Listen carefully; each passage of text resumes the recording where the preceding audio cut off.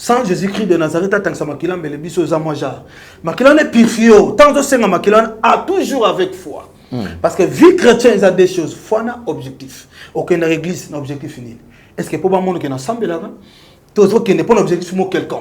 Il y a des gens qui sont appelés mandatés de Dieu. C'est ça la Bible nous dit. Mais ça, nous sommes en benga tindi après ces missions. Mais ça, nous sommes la manga comme ça dans Zambie. Ba benga est une mission. Nous avons sorti le beaucoup malédiction. Bible dit dans Amos 3:7. À ça là les camoufles ceux qui n'ont révélé secret pas Moussa n'était. Bango ba terre ba révélation ba zoa wapi. Mission ba zoa wapi. Wana zoa 95%. Il y a ba faux pasteur. Alors ceux qui au côté na faux pasteur a benga maté selon Amos 3:7, ba tinda payé mais aux autres azote yo to azote le boko naturellement aux a détruit. Mbalamoko do mbalamoko. Pasteur wana azika matama wana bateau sana bango émission eza bateau yo basara briefing ato sala émission ta briefing te eza biloko eza matière ezobi mais boyo ba ke bandeko yo obino bozaka ne wana mona tanga bino eza te po atana tanga bino bana bino lokote o mona lobi ba koma ko benga lende nini boma moto tika dossier wana do o bazo sala bazo présenter na bato batuni ba question répondre eza mascara ba fero ndezolo ba mona nde réalité. Donc, il y a un lobby bilembo. Et puis, ce qu'on t'a dit, parlons peut-être sur la dîme. Lelo, il y a que dîme, nous avons mérité un pasteur, apôtre, prophète, guide ou maître spirituel, tuteur, nous avons le représentant des Vabatou. Mais ça, le quota, c'est faux et archi faux. On a droit au lieu de dîme. Non, Deutéronome 14, banda 22, jusqu'à 29. Tout à fait, on va vérifier. Ils ont déconnecté avec le Dieu suprême. Mon côté, mais pourquoi pas ceux qui sont maçonniques? Mon frère, à l'intérieur de la connexion de Dieu existe. Il y a des gens qui sont connectés avec le Dieu. Et il y a des gens aussi qui sont déconnectés avec le Dieu suprême. Et c'est quand Zambé. Merci beaucoup. Il y a divorce. Oh, vidéo boy. Oh, il y a un babenga batinda. Il y a un pasteur en dégâts. Si on a 95, on n'a pas 5%, il y a bien au Batikali. 95%, il y a ma béona. Nanou, si on a maté na yé.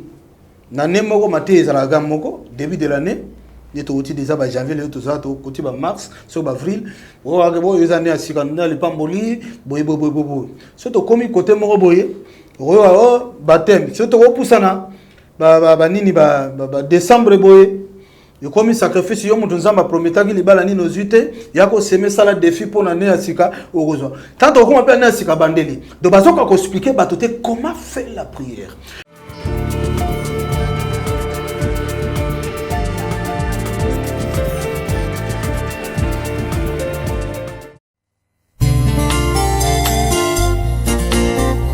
Merci Jésus-Christ, l'abattoir d'amour. Vraiment, quand il m'a causé au capote, pour la vie à moto, et ça va sauver, et ça va m'abattre.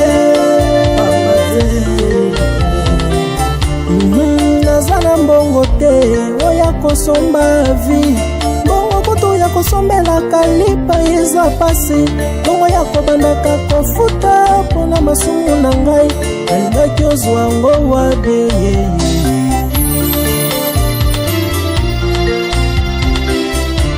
ngabeza na mbongo te oya kosomba vi mbongo kutu ya kosalela provision kotia na ndako pasi mbongo ya kobandaka kofuta mpona masumu na ngai nalingaki ozwa ngo wabe nasombaka ntaba mobimba nasombaka ngombe mobimbe mpona kende kotumbango mpona zwa bolimbisami ya masumu na ngai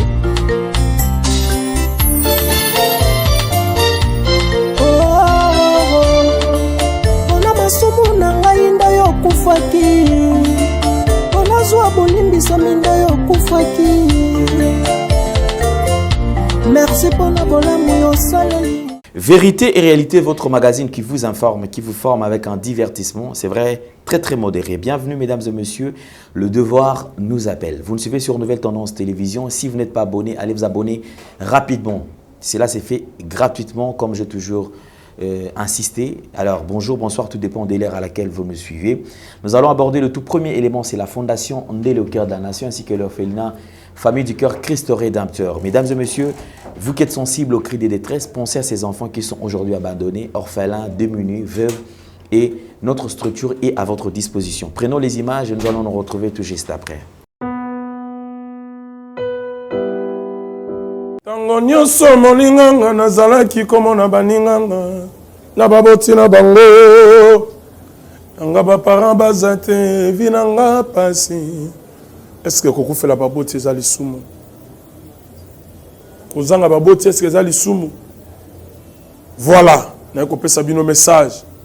L'orphelinat Christ Rédempteur et ana posa lisungi na bino. Tala musala munene zo sala pona bana. Tala musala munene sala pona bana oyo mokile tiki ebwaki. Mais nzamba termina nzelo orphelinat oyo pona ko encadrer bana oyo. Yaya lisungi na yo to ana ngoposa. 1 euro no to ana ngoposa pona mwana moko. Tango mwana moko alie nzambe ya bitike oya permettre ete na nzela no mwana alia akobosa na ote. Voilà message ya l'orphelinat Christ Rédempteur. Tu as besoin de lisungi na bino. Ba numéro za na se kota contact na biso assistance na yo et aux lisungi pona bana. Que le Dieu des orphelins a bénir diama mtu nyoso ja ta likanisa ko sala quelque chose. Pe o sali yango zamba pambola bino.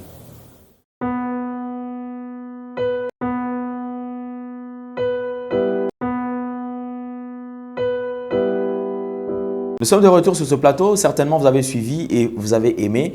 Une nouvelle opportunité. Il y a nos locataires. Voici une nouvelle opportunité à un prix très abordable. Encore, il y a baisse de prix.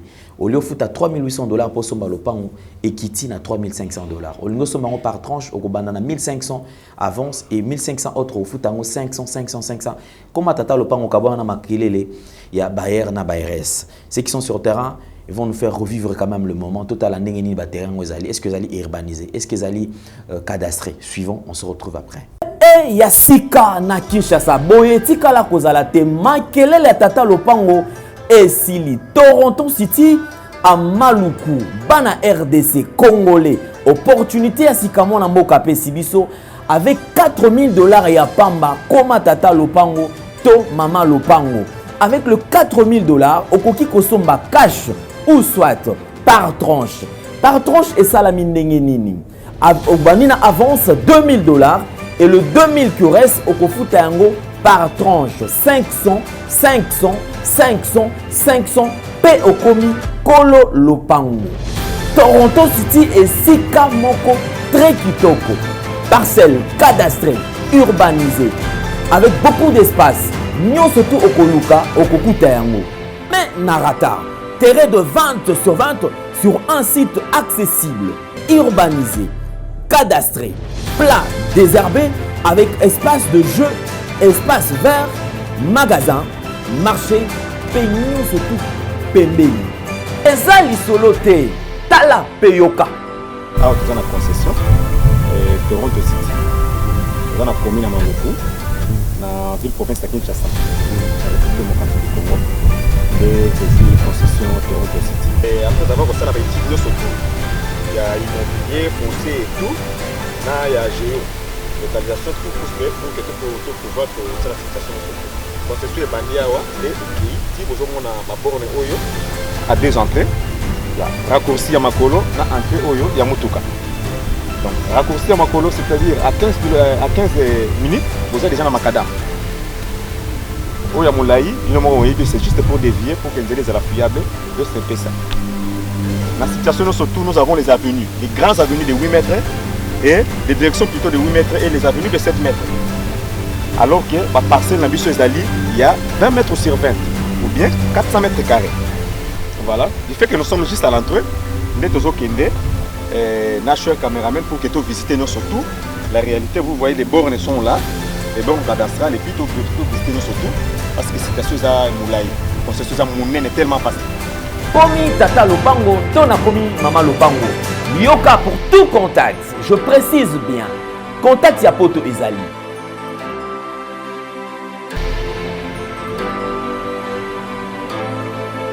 Oya Kinshasa Ezali.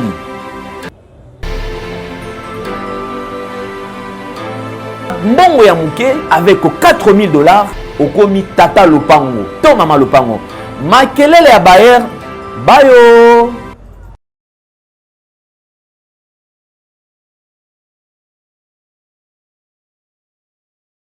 Tout le plaisir est le nôtre de vous savoir nombreux en train de nous suivre. Attachez vos ceintures, mesdames et messieurs. Certainement, nous allons entrer dans un terrain très très glissant, mais je crois on pourra quand même y parvenir. Et puis, solo parce que nous résidons sur l'excellence. Nous avons le plaisir d'avoir sur ce plateau, après plusieurs moments, après plusieurs années d'ailleurs, il y a disparition. C'est vraiment quelqu'un au Boébi déjà, Maître Mouchiribara, qui n'est plus à présenter d'ailleurs. Mouchiribara, bonjour et bienvenue. Bonjour mon frère Alain Dele. Santé Boni. Lengi. J'aurais appris que vous avez un déplacement, autant de mingi. Et enfin, vous avez un mabela bakoko. Si, bakoko, vous avez un mabela bancetre. Ato ke wapi, ato sali, ato totali Milan, fuzonga, pokini, to Afrique, précisément Congo, ils ont libomo y Afrique. Donc sali, il y a un moment où bato ata sala 30 à 40 ans ami qu'il faut ya kaka. Pour Afrique, sur les Afrique, force dans les Congo. Voilà donc nous avons ma belle déjà. Alors, tu te sens très à l'aise dans quelle casquette? Hermoko Yomoza, artiste musicien. Mouchiribara, mécène, maître spirituel. Plusieurs casquettes à la fois. On se sent à l'aise dans casquette Nini. Parce que l'autre, au fond, la casquette non moins est belle. Et en même temps, c'est analyste. Quelqu'un qui réfléchit. Et tout alors, casquette Nini, on se sent très à l'aise. Merci, question est bien. Alain Dele, il y en a bien à tête passante, la même qui résonne. Parce qu'il y a tout ça là. Et puis, voilà donc, musique, ils ont parcours. Parce que ce que je bataille dans temps, dans 11 ans, à part, ma dire le système, que cela me repose un peu. Dans 11 ans, dans ça là, dans Quadra Kouramal qui est Koffiolomide, aujourd'hui l'ambassadeur de la critique congolaise, mon avec na mon mingi, ba clépité, ba conseil trotté parce que nous avons des gens spiritualistes. Je ne suis pas charlatan. La spiritualité, il faut comprendre, ils ont spiritisme et occultisme à pratiquer. Ils appellent mysticisme et sango. Ils appellent maraboutage et tombeau verténité. Je suis spiritualiste. Je suis représentant de la religion monnaie, bouddhisme ou bouddhisme en Afrique centrale. Donc, tant qu'on a commis représentant de ça, que musique est là. Oui, musique lilo, preuve en engagement na comment soutenir. Et déjà, tant qu'on a appelé musicien, donc on a la musique, on a déjà mécène. Nous sommes déjà musiciens, nous sommes déjà boyés, nous avons déjà Moutumogo, le blago de Babiété. Nous avons déjà un mécène, il y a combo. Déjà, nous avons musicien, belé, moi, autant les athées, yemba déjà, mais nous avons encore musique. Nous avons de vie na Congo, nous avons 21 balinières, 17 bateaux, nous avons fait les félicitations pour la fondation, nous avons dit, don, banini, tout le baraming était main, déjà, yo, au yebi, bané belé. Mamboto solango et les soki ozo mérité zamba azanayo zambe azanayo parce que nakala bat bamona yo eloko mwazanga tina mais na ebisaka yo yoza tête passante la même qui résonne tala cible na yo zala toujours optimiste ko zala pessimiste comme on échec te mona toujours récite et les loza oyoza de tout le bas les ko gisabi et tala lieu muto kemba omoni ke il faut na soutenir nini bon fait au sali fondation c'est à nous. Oh déjà batombola tomeka ko chayo pour bana wana bako akobokama bandeko na basungama. Donc déjà côté on a félicitations. Merci. Tovana mingi na spiritualité, l'église tout ça. D'accord, on va aborder plusieurs casquettes. Tout à l'heure tu as évoqué pour moi que Zali vraiment malamu parce que tomeka peu ko comprendre moi mukimki. Confusion et koti c'est vrai inversion de valeur et mati moi mingi parce que les lois en ambo cannabis ça veut dire que malamu et comme anango mabé et comme malamu et puis les gens trouvent ça normal ce que lobby yo pe le kisi botika e kaka bongo. Touchons d'abord ce qui se passe tout autour de l'église actuellement. Yo soko longwe au fandi ota la église ni marambo tous le kanakati église. Tu te dis quelle analyse au sala tout autour de l'église les lots. Merci Alain Dele, question les appena très bien. L'église est un endroit d'abord respecté. Au Batouazar au Bang. L'église est un endroit où il y a l'église. Le pasteur Bazaki Batomoko respecté encore. Mutomoko Dadi. Très considéré. Voilà. Mais le pasteur a commis. Et le Komoko Boy. Nini. Sur 100%, 95% de pasteur.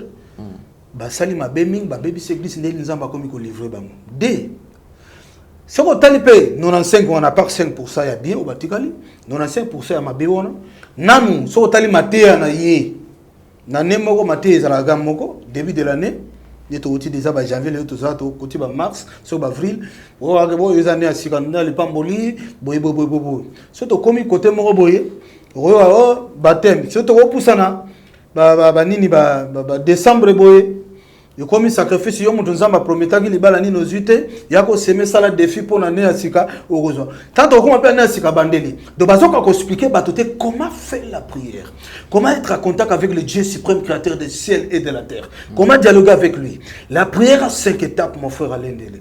Première étape c'est la repentance, Matthieu 11 28 29. La Bible nous dit venez à moi vous tous qui êtes chargés, fatigués, je vous donnerai du repos. Dans le département repentance, il y a des choses qui sont très importantes. Il y a la foi et la sincérité.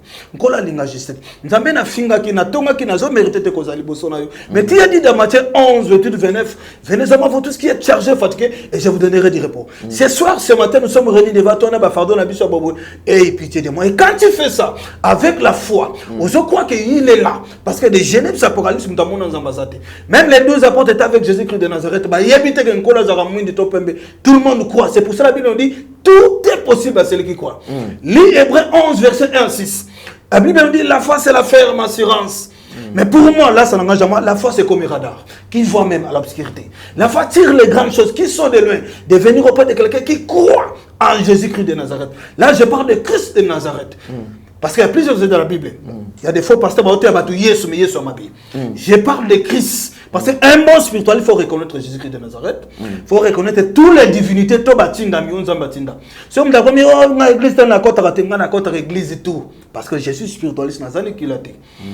Na reçoit pasteur nous na kota tout mais ba marabout ba charlatan ba occultisme ba sango occultisme ba za limité.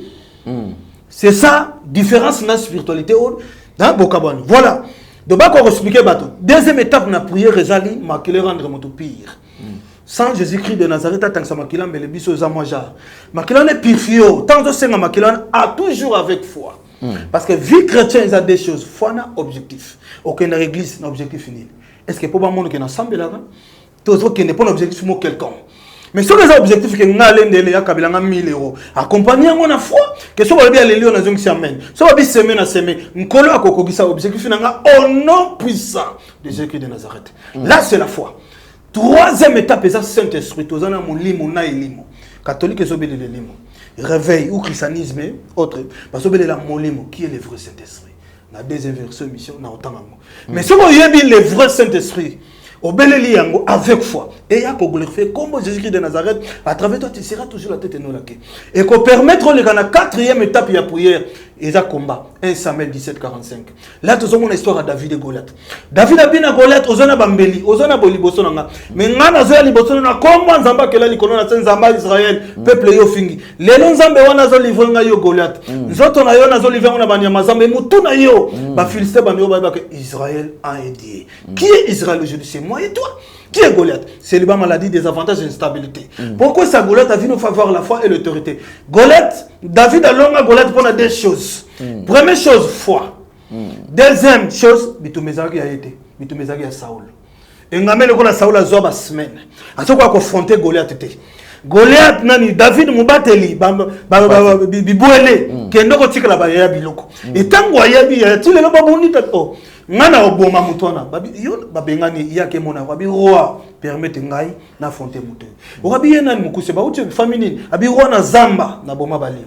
Na boma ba ours na maboko. Et je suis roi. Obabi tikala nga butu moko na lala, le bi na répondre le bi roi pesa ke permission kende. Obabi le so ta mwana ba policier ba okanga mutu le kano ba ilote. Combat yote. Des choses. Oisa biloko.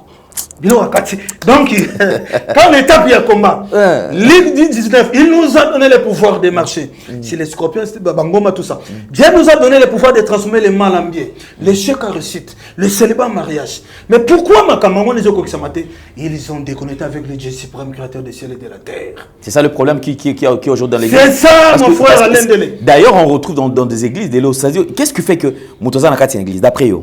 Parce que non, c'est pas la réflexion de Tolkien. Dans la église, les gens sont en train de prier. quelqu'un qui fait 5 ans, 10 ans, 15 ans, 20 ans, et j'en passe. Afin na quatre églises, à Sambelak, offrande à Pessac. Afin na église. Mais sur le plan changement, vous comprenez? Or déjà, nous sommes tous les autres que le dans quatre églises, il y a Yokak. Absambela rapé, tout le pays a ranassé. Mais au moins on a monté des pieds à dans l'église. Changement à la raté. N'engazia. Les choses continuent à s'empirer encore davantage en étant dans quatre églises. D'après tu interprètes ça comment? Merci pour la question. Il y a mon azoloba. Il y a des gens qui sont appelés mandatés de Dieu. C'est ça la Bible nous dit. Mais ça, nous avons benga tindi après ces missions. Mais ça, nous avons la manga comme ça dans Zambie. Benga est une mission. Nous avons sorti le beaucoup malédiction. Bible dit dans Moïse 3:7. À ça la likamute ceux qui n'ont révélé secret pas Moussa n'était. Bango baté rabatu révélation bazwa wapi. Mission bazwa wapi. Wana zoba 95%. Il y a ba faux pasteur. On peut imaginer, Esaïe 25:7 et lobby, c'est par les montagnes qui anéantirent les voiles qui valaient toute l'habitat de la terre, les couvertures qui couvrent toutes les nations. Esaïe a loi établie, condamnation, réclamation. Esaïe 25:7. Alors, il y a des familles qui ont loi établie, tu as la base pour votre rendre les autres. 5 à 10 ans de mariage, divorce. Dans le commerce, on avance à rater. Aussi, 10 000, 20 000 euros que dans mon pépé. Aux ans, c'est réclamation. Réclamation n'a pas long. Peut-être qu'il y a deux options. Première option, il y a Moutouana aza comme guide parce que l'atmosphère spirituelle est un pays président. Il y en a qui papa soit koufa maman, église pasteur. Si on a une négativité, quel que soit hier soit tout le monde vous allez stationner. Alors, ce qui au côté d'un faux pasteur à Bengamate selon Amos 3:7, batinda payé mais aux autres azoté yo tous autres le boko naturellement aux a détruit. Mbalamoko. Donc, il y a un lobby bilembo. Et puis, ce que Taliban gère à maté yango. Parlons peut-être sur la dîme. Lelo, il y a que dîme, mutazo méritamouza pasteur, apôtre, prophète, guide ou maître spirituel, tuteur, mutamouraza le représentant des Vabatou. Mais ça le kouta, c'est faux et archi faux. On a droit au lieu dîme. Non, Deutéronome 14, banda 22 jusqu'à 29. On va vérifier. Dans Deutéronome 14, 22 jusqu'à 29. Deutéronome 14. 14, Banina 22, pour quitter Tina 29. 22, 29. 22 jusqu'à 29. Tu prélèveras la dîme de tout ce que produira ta semence, dès ce que ton champ rapportera chaque année. Et tu mangeras devant l'Éternel, ton Dieu, à l'endroit qu'il choisira pour y faire résider son nom. La dîme de ton bleu, de ton vin nouveau et de ton huile, ainsi que le premier-né de ton gros et de ton petit bétail. Ainsi, tu apprendras à toujours craindre l'Éternel, ton Dieu. Lorsque l'Éternel, ton Dieu, t'aura béni, peut-être le chemin sera-t-il trop long pour que tu puisses transporter ta dîme. Parce que tu habiteras loin de l'endroit que l'Éternel, ton Dieu, aura choisi pour y faire résider son nom. 25. Alors tu changeras ta dîme contre de l'argent et tu serreras cet argent dans ta main et tu te rendras à l'endroit que l'Éternel, ton Dieu, aura choisi. Là, tu achèteras avec cet argent tout ce que tu désireras. Bœuf, brebis, vin et liqueur forte, tout ce que tu te feras plaisir. Toujours que tu as 26. Lele comment biso mena masangate Bible le bini. Liqueur forte. OK, continue. 26. 26. Là, tu t'achèteras avec cet argent tout ce que tu désireras. Bœuf, brebis, vin et liqueur forte, tout ce qui te fera plaisir. Tu mangeras devant l'Éternel, ton Dieu, et tu te réjouiras, toi et ta famille. Tu ne délaisseras pas le Lévite qui habitera dans ta ville, car il n'y a nulle part ni héritage avec toi. Tous les 3 ans, tu sortiras toute la dîme des produits que tu auras obtenus durant cette 3e année et tu la déposeras dans ta ville. Alors, les Lévites qui n'ont ni part ni héritage avec toi, l'étranger, l'orphelin, et la veuve qui habiteront dans ta ville viendront et ils mangeront à satiété. Alléluia. Ainsi l'Éternel, ton Dieu, te bénira dans tous les travaux que tu entreprendras de tes mains. Pour comprendre, j'espère que vous allez comprendre. Si vous avez dit que ça passe, vous avez commis que vous avez mérité. Benga orphelin, benga veuf, benga moulekizela, somba biloko akolia, nde musala zo sala orphelina. Dimla yo, ko sunga bana wana, ko soutenir bango. Benga orphelin, benga veuf, benga moulekizela, somba masanga ya makasi. Vana na droit. Yo, Non, je vais revenir sur toi sur ce débat parce que il faut nous convaincre qu'on a l'action payée écouter on t'égami. Est-ce que nous avons commis yo deux tanga, nous avons commis.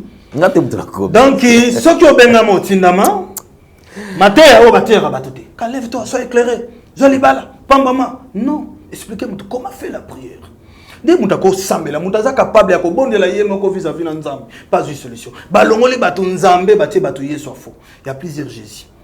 Jésus-Christ de Nazareth est le fils de Dieu. Tel père, tel fils. Mais Nzambe a confité. Allah li pété. A kokufa pété. Et si quand Nzambe est zawapi. Tant que yeso azala kite batu bazako bondela au nom de quel Dieu. Et lui-même Jésus était baptisé au nom de quel Dieu. Mon frère Alain Dele, Jésus-Christ de Nazareth était avec les 12 apôtres. Et parmi les 12 apôtres, l'apôtre Jérémie était là. Jérémie 15 et 18, a dit Seigneur, pourquoi ma plaie était douloureuse? Pourquoi ma souffrance est-elle continuelle? Les gens commencent à stationner 5 à 10 ans, 15 ans en église. Pourquoi moyen nous solution? Est-ce que surtout dans les Jérémie 15 et 18, pourquoi problème n'a pas aussi là? Pourquoi toujours nous stationné? On a répondu à 30 ans, invoque-moi et je te répondrai. Pendant les années de Jérémie 15 et 18 à Jérémie 33, et ça 5 étapes à prier. Repentance makila, combat sikato sikoyo, défi. Nini repentance makila, Saint-Esprit combat na défi. Imagine-toi. Nkola bi batu na yeba kozala mitu mikila te metal et belé. Ils ont déconnecté avec le Dieu suprême. Moko tatale la yo qui sont maçonnité. Mais pourquoi parce qu'ils sont maçons? Mon frère Alain de la connexion de Dieu existe. Il y a des gens qui sont connectés avec le Dieu, et il y a des gens aussi qui sont déconnectés avec le Dieu suprême. Si par exemple, nous avons soit été dans comment? Mais ceux qui ont un téléphone, parce que ça connecté. Mon tasse $20. Ben samedi nous avons un peu ça. Promettre pour azio. Mais ceux qui ont été, premier qu'on s'empirer, bah chrétien, aux olananga, de qu'on a vu sur caméraman à Boga, zongabe chrétien Luka Nzamba Yambayo. Mouton Nzamba Yambabi libre mon nana calendrier. Même pas sur le CD 3 semaines et mon nana pour Yambaki. Et c'est quand Nzamba Zawabi. Merci beaucoup. Le combat divorce. Oh vidéo boy. Oh boy. Yo mutu babenga batinda. Yo a pasteur en dégani. Baso distrait bananza. Thierry Barre, est-ce que tu as suivi? Je voudrais quand même qu'on ouvre une parenthèse. Nayo. Mamozo le kana mama Denis laissé. Si. Amoni va faire moi ya mabala na momi moko bani. Mais là on a roloba bien ayo, félicitations encore une fois, cameraman a zonga bien. Merci. Parce que yo za mutu moko droit. Yo za mutu moko boyete. Yo ba korompa ba yote. Pasteur wana azika matama wana. Bato zo sana bango émission, eza bato yo ba sara briefing. Ato sala émission za briefing te. Eza biloko, eza matière zo bim. Yeba vendre ba bongisi. Autour na ngabo na koloba boy. Et tout le monde baza bato na ye. Bazé loko moko. Mais boye ba ke bandeko yo. Obino bozaka ne wana mona tanga bino ezate. Po atana tanga bino bana bino lokote. Ngamo na za n'importe quoi parce que na yo na pasteur na yo mata mezika boke na nga nulle part. Donc ça dit baza batomo baza coaché. Au moins na bi ba koma robengo lende nini boma moto tika dossier na de oh bazo sala bazo présenter na bato batuni ba question répondre ils a mascara. Bali ba aveugle bato. Mais ils ont des réalité. Ba faire nezo lo ba mana des réalité. Mais le quoi ça coaché na bato na ye o ba travailler ba papa ba contrat mo ba manque na bango le kuta ba le kisaraye de bazo défendre mais boy ba ke bozo baby ça mili mobile. Zamba juger bino. Moi je suis spiritualiste, naza chrétien, je suis représentant bouddhisme. Bouddhisme est si religion mo côté na kota partout. Mais tu auras toujours pour na bato bien. Ya mona le bara na Congo, pasteur na biaza moko. Tant que ça la deuxième version na tanga. Tout le monde va faux pasteur.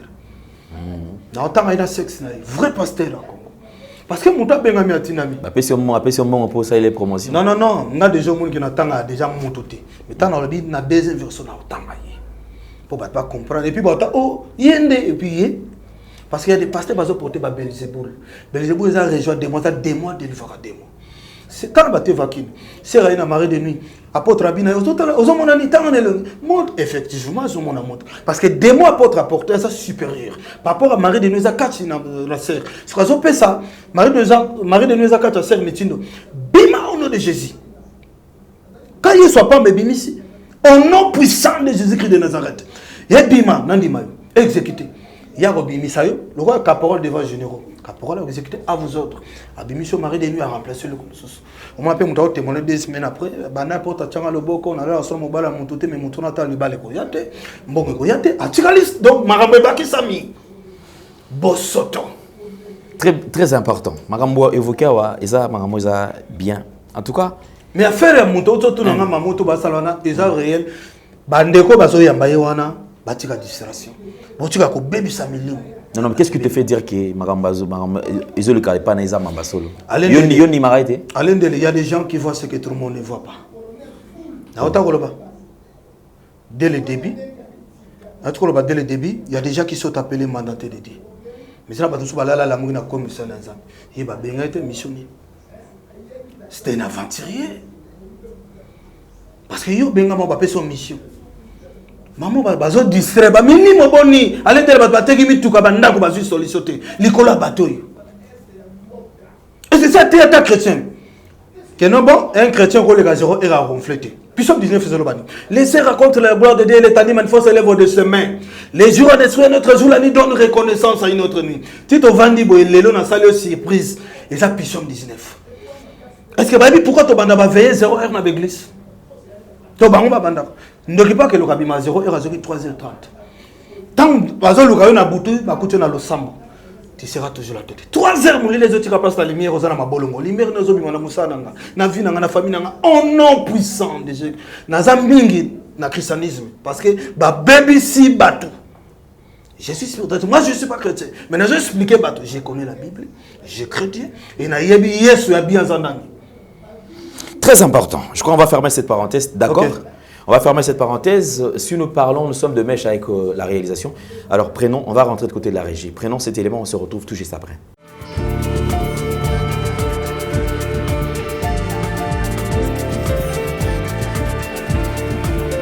Tout à l'heure, on va expliquer mon émission. Le monde va comprendre le canon dans un an, mais ça m'a dit, frère Ron dans mes amis, tu aurais c'est quoi? Ni moi, je vais expliquer mon tout à l'heure. Et quand je suis allé, les amis, ma commune est là qui s'est mis. Puis là, pourquoi tu as appuyé? Tout est là. Merci, Binoni. Merci. La rôle, on a comme ça, on va expliquer. Tout à l'heure, on va expliquer mon émission. Le monde va comprendre le canon dans un an. Mais ça m'a dit, frère Ron dans mes amis, tu aurais c'est quoi? Ni moi, je vais expliquer mon tout à l'heure. Et quand je suis allé, les amis, ma commune est là qui s'est mis. Puis là, pourquoi tu as appuyé? Tout est là. Merci, Binoni. Merci.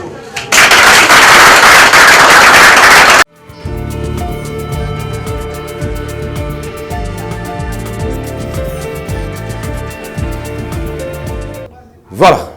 Merci beaucoup, nous sommes de retour sur ce plateau. Alors on va essayer quand même de faire une petite description. Il y a image, hein? On va quand même essayer un peu tout fond la image très bien. Tout le monde est l'église nayo. Liboso, la chère côté yosa. Tout le monde est écrit, c'est écrit en japonais. Namoni mapa. Mapa ezawana. Loso, bitabe, enveloppe, bongo, maï, tout ça. On a sous m'amener. Si, merci Alain Dele. Nous sommes d'abord, quand on est à l'Obaki, nous avons représenté le bouddhisme en Afrique centrale. Nous avons maître Morotala la Mungi, a béni caméraman, au Batama, on a maître Ndakone na Kine, Ebanité, Momutapasi, Mutanzala. Donc, un bon spiritualiste, au bien Muta Potasema pour les bonnets des autres. Un, aller à Mutoka Motote. Deux, pour Mutoka Motote, on a Potamba sur Vasali Pansement, au Rome et la Maï Wanate. Donc, ça dit à Mutomoro, exemplaire Belembo. Makomi, au moins en japonais, ça signifie Goshitai. Goshitai, il a dit Goloba. Oba komi, Goshitai, il a wana. Écriture, on a dit Goloba, Dai comme la grande lumière brillante. bouddhisme de chaque pays, ils ont un représentant et puis ils ont un siège central là. Le siège central il y a Congo, dans mon vidéo nazaki na côté à Willery na Gombe jusqu'à Modesa, ce qu'on a comme côté Faden House, bazo bomsande na yekini boy pour to lancer balamogo ni noir. Tomoni loso, tomoni mai, tomoni mungwa, tomoni babilo ke bel babita be bamapa. Mutu muso ala fufuta ala ni inter ala loso. Enveloppe, bref, ils allaient formuler des ancêtres. Je suis spiritualiste. Dans la spiritualité, ils reconnaître que nous sommes les sommes de nos ancêtres. Nous allons s'engager à Bakokonaï. Bien que des apôtres, na ba pasteur muso ba kaboli ba tuna ba ancêtre là le loti alende la loti mutu akufa na famille allez bima na porte aux le mot esprit de mort non les morts ne sont pas morts biso toujours reconnaître que les morts ne sont pas morts et puis dans la spiritualité toujours reconnaître que nous sommes les sommes de nos ancêtres. Il y a des gens qui vivent ma cause des aïétés. Pourquoi non subir le loco? Isaïe 25:7. C'est par les montagnes qui anéantirent les voiles qui valaient tout habitat de la terre, les couvertures qui couvrent toutes les nations.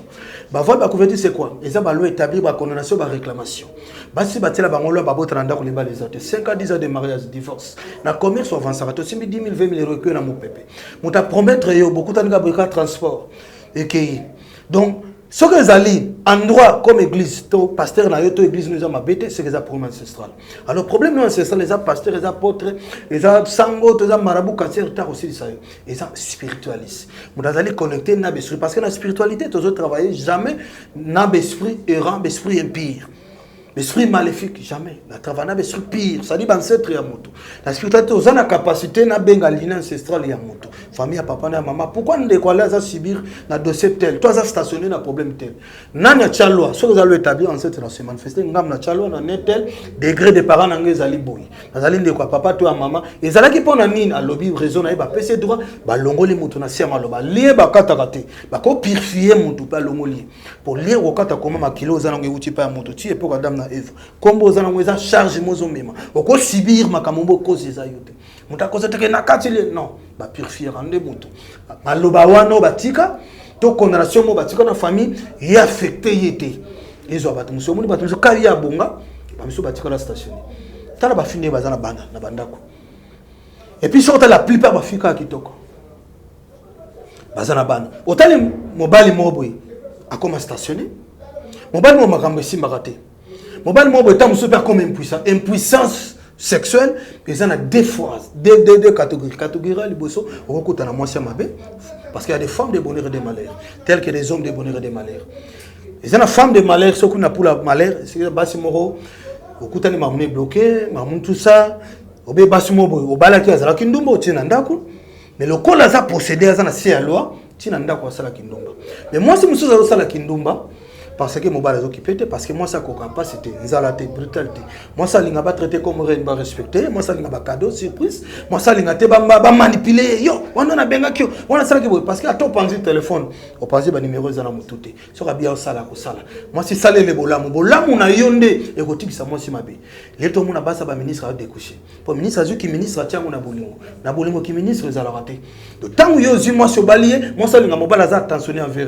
Yesko ministre ya kama moi fatigué aussi si mbilo bolali na mbeto simba été otala ata moi si ne longité ndeni royeba kaza na pas c'était simba moi si batala ka ne longi moi ça bon quel que soit ba million na ye okotinda ye dibanda mobali mususu wana catégorie ya liboso ya impuissance ndena komi catégorie ya mibale mutu musa comment impuissant parce que n'est pas ça conseil aucun hôtel moi coucher dans moi si par exemple aussi préservatif faut dire dans tout hôtel ce hôtel on les a coachés spirituellement après rapport c'est sur la bino garçon des chamars au logota préservatif mon frère Alendele le côté quoi na c'était ça sacré super mais quoi ya na carte préservatif et ça sacré et bébité sur batangi ça on avait super mais amibal c'est 14 000 euros au comment impression tika préservatif wapi et puis les lots tout ça on a base na base amike surtout on a besoin d'étudiante il faut bien la papa mkolo. Mais d'ailleurs, pour nous les gars makama impuissance, yon de communique aux impuissants, aux la libanda, benga numéro ba komi wana. Plus 243 81 330 54 38 plus 243 81 330 54 38 demande monter na Facebook na ngoto benga vidéo mon kenga. To kena bana basi, étudiant faut iPhone 13 souvenir ne bimi faut la tabia, faut la bien. Faut toujours papa mokolo. Si, mon bal a toujours mokolo. Mais Bible zoloba, mon bal a plus de 12 ans, 13 ans d'âge, malédiction. Ce que soit ça occulté, ça va les dédoubler. tant les bana basi faut que papa moko ba maman pe ya ba kambo ba jeune garçon et puis surtout la plupart ba papa ngo ba linga pena coucher à quel jeune fille hôtel faut penser tam sous sous-vêtements o bébé limbisa ba whisky na mela qui soit $100 au suma mususu bolinga ngo pe tam sous moi ça c'est limbisa nga tozo édifier bato tam ça c'est et papa na tie ka moi si misapi apparemment sur na papier mouchard à boaki et tant moi si on a OK $100 200 ou ça peut demain a tu récupérer papier mouchard yo lelo comme biso bima na batel libala wata na vélo te mambusi bate nani achayo misapi okushana nani osisa nani na pesa exemple fimoko mama moko azana ba boutique d'habillement pambi ba mero batanga na Congo ayebani ba yemba ye tout suta jeune fille moko sala rapana yi moi c'est kitoko il arriva que boutique na boutique na ye ya boulevard ya Gombe wana a telemi musala sila aux la transport jeep et telemi bonjour ça va très bien merci OK OK limité d'accord mais pas de problème papa n'a même la prod Willery réside des eaux ba côté triomphal pour ngabi ba remonter ça limité papa lingier ba comme 12e mairie fois kita la 12e mairie pas un moto qui ngaba izam azim moto ya wizambi la pas na quartier les ana ngaba papa wana balingani assisté papa na payé $600 na carte de visite to bien la lobby tant azim moto ko bano abasio ba mesla ko confier ma compa ba maman tant ko maman papa mo walinga alinga maman tati na sisi ka payé $600 la carte de visite maman bilaksa na mbongo tant ya laki simbongo mbongo ebonga ma circuit ya moke kamani ya loboko histoire vrai na kingabo ezambila moi na pika crise ba benga bato ba potre banani ba ya basango ba kokate moto mabino to benga moto moko et tant ba bengi ngana yi atuni maman moi na tanga yaka lobaki ni a relater na auto relater alendele ba boma moto na kombo ba bikisa moto na kombo ya bi pesa carte de visite na consulter Nathalie Azaki et bébé moro ya 8 ans passé oya sisaki na recommander esprit ancestral le bébé wana ni seke bonga memu selekete bimi bato bagangi akingabo alors oyo salama na zigida na kata kisasa bato badike kisasa wenzo lesaka kisasa madeso c'est zigida zigida mama mo azana dépôt madeso bima rebele sika mutu kitzakizate a salaire ba ndeko ba bomba ba mesa na ba mona na kata dépôt na et comme à 10h30 11h mama azote ba ya ba buki dépôt ba zo ba mesa ba boni nguma munene osanza madeso mutali bosa ba manzete akufa na zigida bato ba ya ba idolish ba nini ba kokate ba TV mususu elekisa ba makamani ba ya mutasusa de son assiemo et tant on a yena toni komba mama ba pesi na conseil à cela qui parte na divinité maléfique na recommander sur na kauka histoire vraie donc ça dit biso to lobelate ba yana mona de 8 ans de 0 à 8 ans subata sumbate ba kenda partout sur les zate mais tant to bondeli ancêtre abota koko na ba bibo kitsa mona sika balele bembe na kitsa na sale so mona suba sumba so na christianisme ba salon ba campagne ba laksa mo donc bino ba pasteur ya mabena ba porte na ba prophète beauté à Batunzambe ya bien. Moi je suis spirituel, je ne suis pas chrétien. Donc nazawana mututu azana cas spirituel. Ozana besoin portefeuille obomi mututé. Ozana besoin mabota yeya, ozana ba règle douloureuse. 5 à 10 ans de mariage, musale zate, mukande zate. Moi no beta bal dans banga jaraite na club. Ozana kanyo c'est tali spirituel. Malédiction sida, on a 3 séries à sida. Sido ba bokelio ya kindoki, sido zi volontairement kinga na sala kinduma na sido va na ndako ba yelio. Oyozi volontairement et que nous trois la condition au respecter l'habitat naturelle où tu vas vivre au fait bah tsalo ba mantra oyo ba pesio et c'est là dans une semaine oyo pe akindo et que dans une semaine la condition au respecter ma camp donc je suis là dans un kini et monsieur to on a ba volé belé les autres na volé numéro on ba commis plus 243 81 330 54 38 plus 243 81 330 54 38. Voilà, on continue. Merci beaucoup, Muchiri Bara. Je crois que nous touchons pratiquement à la fin de notre entretien. Alors, certainement, Toyamba prochainement pour la deuxième partie. Le Lezaïka, juste prise de contact, première partie, deuxième partie, et Koya dans les jours à venir. Le numéro qui est affiché là, c'est le numéro ya Muchiri Bara. Donc, vous pouvez l'appeler à tout moment. Déjà, plus de précision sur Makam Tutu Solo Awa. Alors, il sera plus explicite. On va se retrouver avec lui très prochainement. Déjà, Kaka, au courant de la semaine, parce que Maramba Solanae, Isa, moi et Belé. Merci beaucoup, Muchiri Bara. Surtout, à la surprise. Tokutana Kala, Tokutana Sousoulilo. Merci, parce qu'il y a eu risque. Il y a mis quand même donc considération les allées. Yo chrétien qu'on peut ça sous pasteur no limité. Soit à 5 limité, c'est un Deutéronome 14, bandana 22, tu n'as 29 yémo otika. Donc 10 mais ça y était. Voilà. Merci beaucoup. On va y revenir. Des belles alliés, hein, comme tu disais. C'est Kambouté. Ok, d'accord. Au revoir. Merci. Bye.